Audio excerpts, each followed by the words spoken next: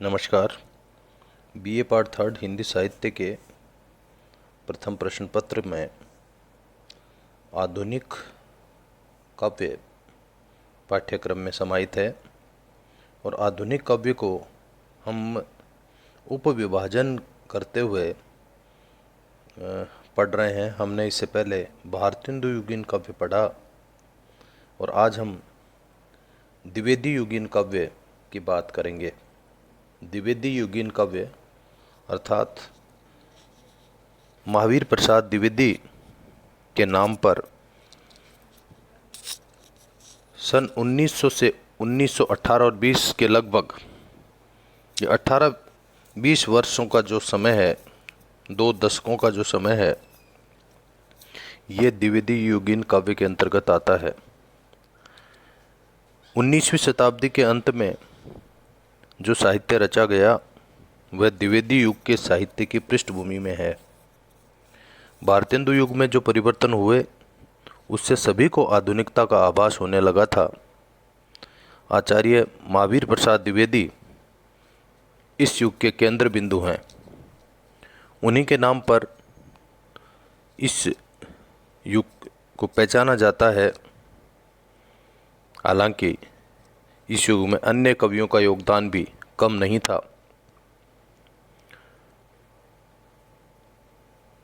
सबसे बड़ी बात, इस युग में ब्रज भाषा के स्थान पर काव्य में खड़ी बोली का वर्चस्व दिखाई देता है। पहले जहाँ काव्य में ब्रज भाषा प्रधान रहती थी, इस कालखंड में आकर और पहली बार खड़ी बोली का वर्चस्व देखने को मिलता है। ये इस काल की सबसे बड़ी, सबसे प्रमुख विशेषता हम कह सकते हैं। कविता का विकास। भारतेंदु युग में कविता का विषय केवल भक्ति, श्रृंगार और देश प्रेम तक ही सीमित था। भारतेंदु युग की यदि हम बात करें तो उस समय विषय सीमित थे। जैसे मैंने कहा कि विषय जो था वो केवल भक्ति, श्रृंगार और देश प्रेम, इनके इर्द गिर्द ही काव्य था, घूम रहा था। समस्या पूर्ति का खूब दबदबा था। समस्या पूर्ति के लिए आयोजित काव्य गोष्ठियों में ब्रज भाषा का एक छत्र साम्राज्य था। खड़ी बोली को कठोर मानकर काव्य से बाहर की वस्तु कहा जाता था और इसका प्रयोग केवल गद्य में होता था। इस समय की कविता का विकास इस ढंग से हुआ कि व्यक्ति भक्ति व श्रृंगार से ऊब गया तथा ब्रज भाषा का आकर्षण भी धीरे धीरे कम हो गया। सन 1900 ईस्वी में द्विवेदी जी ने सरस्वती पत्रिका में, तत्कालीन जो पत्रिका थी सरस्वती, जिसमें अनेक कविताएं प्रकाशित की जाती थी, उसमें हे कविते, ये कविता का शीर्षक।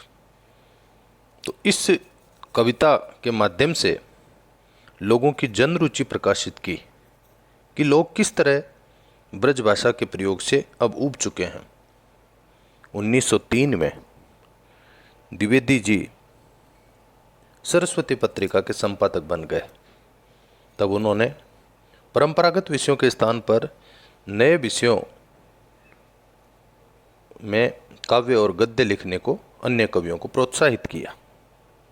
उनके प्रोत्साहन और उनके आशीर्वाद से नए रूप में मैथिली शरण गुप्त, अयोध्या सिंह उपाध्याय, हरिऔध, लोचन प्रसाद पांडे, गोपाल शरण सिंह आदि अनेक कवि सामने आए और सुंदर रचनाएं उन्होंने की। हालांकि सत्यनारायण कविरत्न और जगन्नाथ रत्नाकर अब भी ब्रज भाषा में कविताएं रच रहे थे, लेकिन दृष्टि उनकी भी बदल गई थी। अब उनकी दृष्टि नवीन थी। अब हम बात करते हैं कि द्विवेदी युगीन काव्य की प्रमुख काव्यगत प्रवृत्तियां क्या थी। काव्यगत प्रवृत्तियाँ, यानी तत्कालीन काव्य की, द्विवेदी युग के काव्य की विशेषताएं। पहली जो सबसे बड़ी विशेषता जिसका हमें उल्लेख मैं पहले भी कर चुका हूँ, काव्य भाषा में परिवर्तन। युग की आवश्यकता की पूर्ति के लिए ऐसा किया गया। जनता में खड़ी बोली पनप रही थी। कामता प्रसाद गुरु ने हिंदी व्याकरण के आधार पर खड़ी बोली को शुद्ध और परिष्कृत करने का आंदोलन चलाया। कामता प्रसाद गुरु की हिंदी व्याकरण आज भी उतनी ही महत्वपूर्ण है। द्विवेदी युग को हिंदी गद्य का यदि हम स्वर्ण काल कहें, गोल्डन टाइम कहें, तो कोई अतिशयोक्ति नहीं होगी, क्योंकि संयोग की बात है कि जयशंकर प्रसाद जैसे कुशल नाटककार, मुंशी प्रेमचंद व गुलेरी जैसे कथाकार, बाबू श्याम सुंदर दास व आचार्य रामचंद्र शुक्ल जैसे निबंधकार और समालोचक इसी युग में पैदा हुए थे। मैथिली शरण गुप्त का जयद्रथ वध खड़ी बोली की स्थापना के लिए आधार सिद्ध हुआ। बाद में भारत भारती ने तो खड़ी बोली की विजय पताका ही फहरा दी और यहीं से हिंदी आधुनिक काव्य में खड़ी बोली की स्थापना हो गई।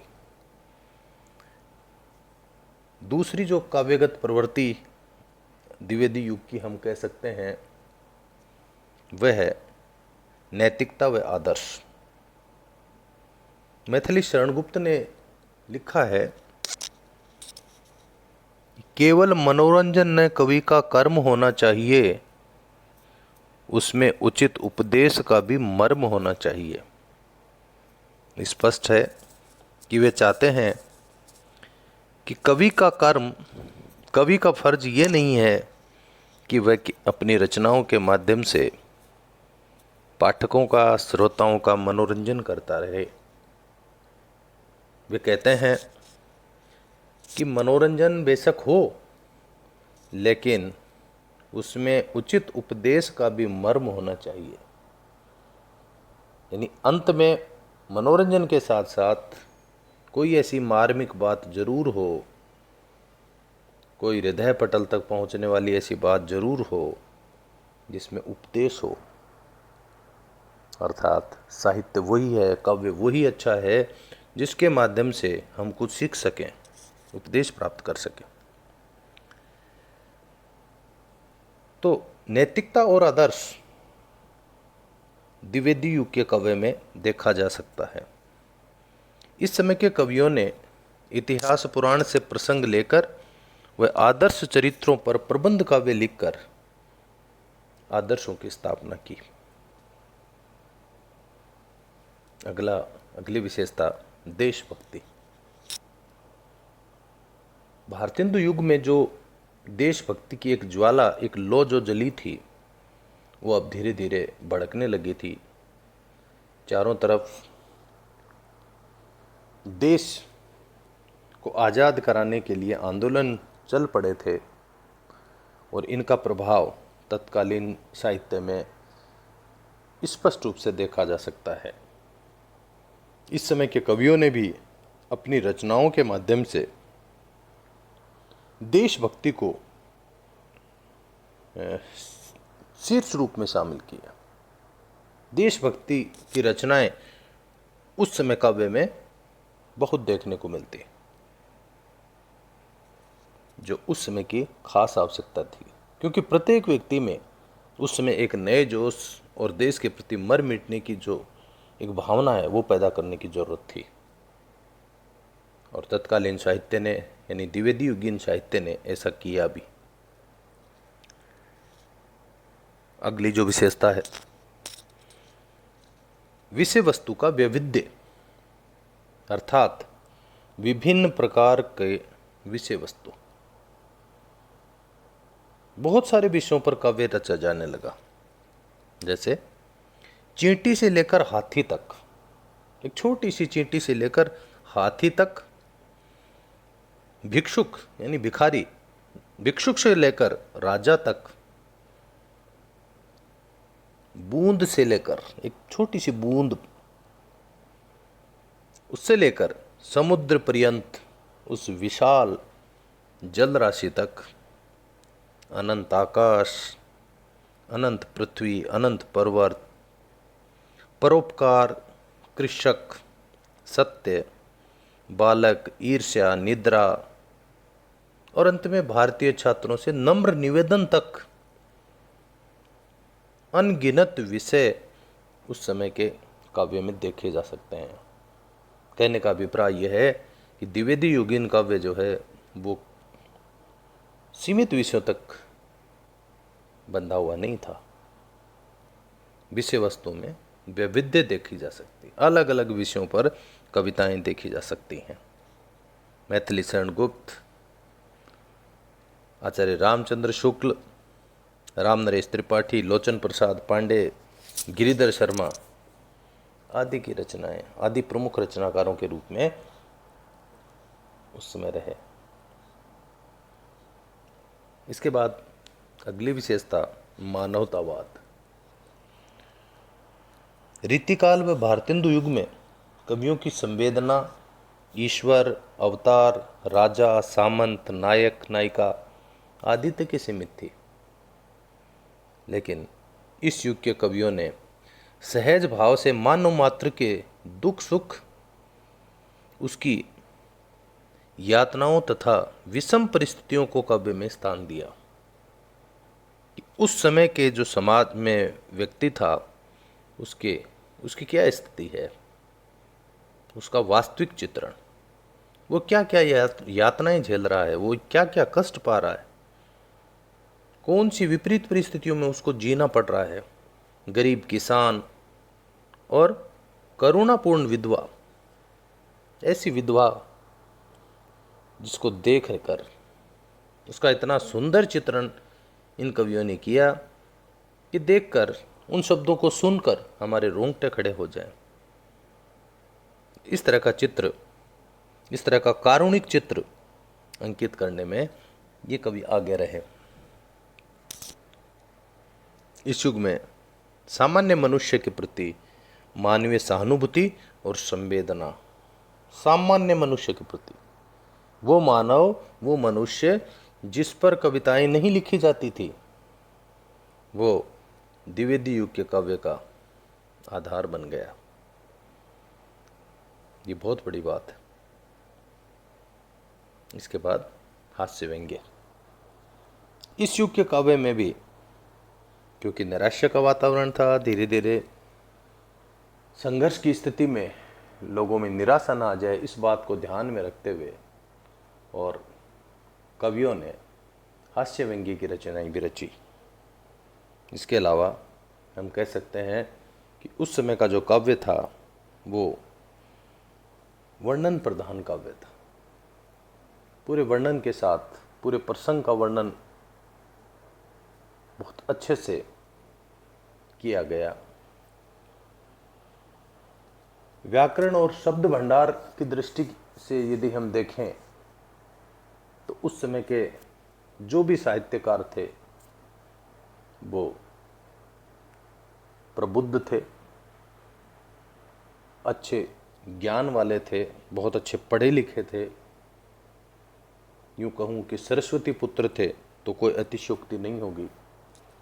और सही मायनों में हिंदी का परिष्कार इन सब रचनाकारों की रचनाओं से हुआ। धीरे धीरे हिंदी जो है वो यहाँ तक आते आते, और हम कहें कि समृद्धि को प्राप्त हुई, या हिंदी आधुनिक बनी, या हिंदी में अनेक विषय आए, तो गलत नहीं होगा। कुल मिलाकर महावीर प्रसाद द्विवेदी का ये जो युग है, मात्र 20 वर्षों का ये जो समय है, वो आधुनिक हिंदी काव्य के लिए बहुत महत्वपूर्ण है।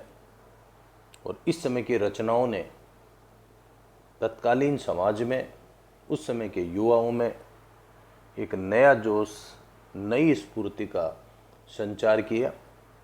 गद्य के साथ पद्य, दोनों ही विधाएं अपने अलग अलग रूपों में बहुत सुंदर ढंग से प्रस्तुत हुई और ऐसी ऐसी रचनाएं उस समय सामने आई जो आज भी उतनी ही प्रासंगिक हैं, उतनी ही महत्वपूर्ण हैं।